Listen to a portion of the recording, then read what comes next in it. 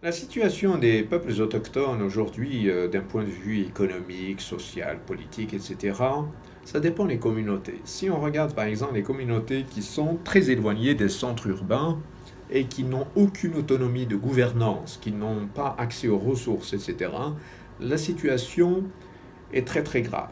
Très grave pourquoi? Parce que dans certaines communautés, il y a un chômage accru, viscérale qui touche plusieurs générations, pas seulement les jeunes.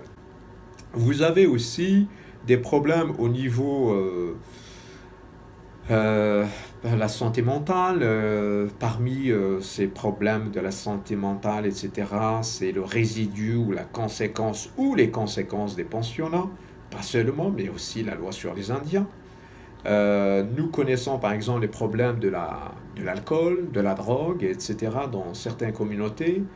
Et ça, c'est lié au passé colonial du Canada d'une façon générale, à savoir qu'à un moment donné, il y a eu des mécanismes imposés aux autochtones, et parmi ces mécanismes, je vais revenir sur un parmi d'autres, les pensionnats. Vous avez des enfants brimés, des enfants qui ont connu des sévices y compris sexuels, physiques, moraux, et vous avez ces enfants qui quittent ensuite les pensionnats.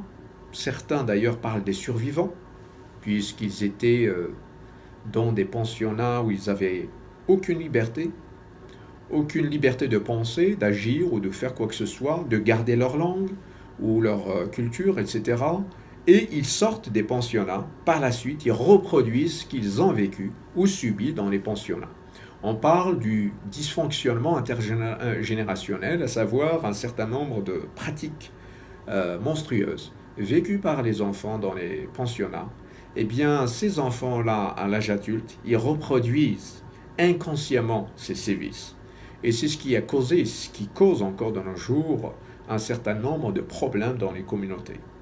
Donc, reconnaître, dire la vérité sur ce qui s'est passé est déjà un pas. Maintenant, passer à l'étape suivante qui est la réconciliation. La réconciliation touche pas seulement les autochtones, mais aussi les non-autochtones. Et là, on a beaucoup de travail qui nous reste à faire.